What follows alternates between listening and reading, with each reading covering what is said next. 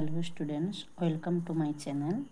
আমি আগের ক্লাসে ক্লাস 3 পার্ট 1 আমি আগের ক্লাসে কত দূর দিয়েছি বলো তো? 8 অবধি। আজকে কিন্তু অ্যাক্টিভিটি 9 অবধি 9 থেকে পড়াচ্ছি।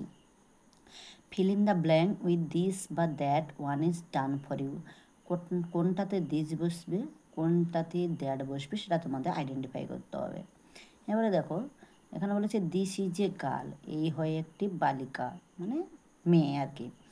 যখন কাছাকাছি থাকবে তখন কিন্তু দিস আসবে, কাছাকাছি থাকবে যখন যখন কাছে থাকবে তাকে এইরকম করে বলবো, এই হয় একটি বালিকা।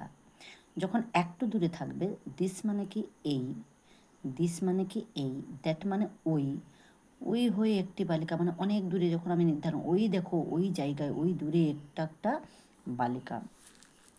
এবারে দেখো এটা কাছাকাছি আছে, বার্ড মানে পাখি। এখানে কি হবে বলো তো? এখানে হবে দিস, কারণ কাছাকাছি থাকলে সেটাতে দিস, এই হয়ে একটি পাখি। তারপরে দেখো অনেক দূরে আছে, একটু দূরে মানে অনেকটা দূরে, তখন কিন্তু দ্যাট হবে, ওই, তখন চলে আসবে কি ওই হয় একটি পাখি। দেখো ডগ মানে কুকুর, কাছাকাছি আছে তাই এখানে দিস বসবে। আমি একটু ছোট্ট করে বুঝিয়ে দিচ্ছি ভালো করে। তারপর যখন দূরে চলে আসবে তখন কিন্তু হবে কি দ্যাট, কি হবে দ্যাট। তাহলে দিস দ্যাট কোথায় বসবে তোমরা কিন্তু জেনে নিলে, ঠিক আছে। তারপরে দেখো অ্যাক্টিভিটি 9-এর বি, look at the picture to make sentence two are done for you. তোমাদের জন্য দুটি আমি করে দেওয়া হয়েছে। এখানে এখানে কি দেখতে পাচ্ছ? ট্রি। আচ্ছা, অনেকটা দূরে আছে না, দেখেছো ডিস্টেন্সটা কত আছে, দেখতে পেয়েছো তো? ওই ডিস্টেন্সটা আছে বলে এখানে কিন্তু কি করা হয়েছে, দ্যাট বসেছে। দ্যাট ইজ এ ট্রি, ওই হয়ে একটি গাছ। দিস ইজ অ্যান এগ, এই হয়, এই তখন আসবে, এই হয় একটি ডিম। আচ্ছা, এখানে এ বসেছে, এখানে অ্যান বসেছে, একটু ডিফারেন্ট আছে কি বুঝতে পেরেছো কি? দ্যাটের পরে ইজ বসেছে, কেননা থার্ড পারসন, তাই এটা ইজ হয়েছে। এ আর এর মধ্যে এখানে কেন পার্থক্য, ডিফারেন্টটা কি আমি একটু বলে দিই। এ হচ্ছে যখন কনসোনান্ট থাকবে তার আগে এ বসে, আর যখন ভাওয়েল থাকবে তার আগে এন বসে। বুঝতে পারলে ডিফারেন্টটা কি? আর্টিকেলও হয়ে গেল আমার পড়ানোর মধ্যে, ঠিক আছে। তাহলে কনসোনেন্টের আগে এ বসে আর ভাওয়েলের আগে এন বসে। এ এন এগুলো কি? এগুলো হচ্ছে আর্টিকেল। এরপরে চলে আসবো, এখানে দেখো স্নেকটা কাছাকাছি আসে, কাছাকাছি থাকা মানে কি বলেছি, দিস বসবে। দিস ইজ এ স্নেক, ঠিক আছে, SNAK, স্নেক।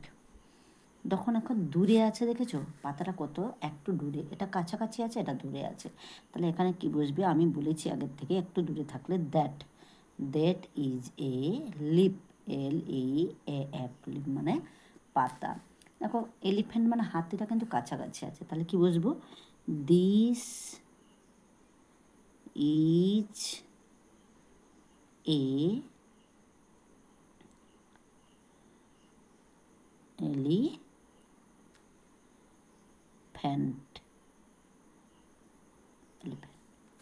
ঠিক আছে, দিস ইজ এ এলিফ্যান্ট। এরপরে দেখো এখানে কি আছে, এখানে আছে those are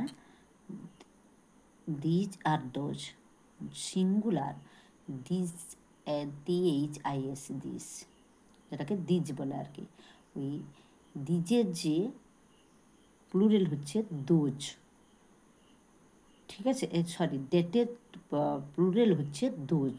those are fruits, কারণ অনেকটা দূরে আছে, ফ্রুটস মানে ফলগুলি, মানে এগুলো প্লুরেল নাম্বার করে দেওয়া হয়েছে। তাহলে ডেটের যে প্লুরাল নাম্বার সেটা হচ্ছে, এটা হচ্ছে দোজের যে সিঙ্গুলার নাম্বার হচ্ছে কি দ্যাট, আর দিজের হচ্ছে দিস, ঠিক আছে। তাহলে দিজ আর ফ্রুটস মানে এইগুলি হয় ফল, তাহলে এর সিঙ্গুলার হচ্ছে কি দিজ, বুঝতে পেরেছো?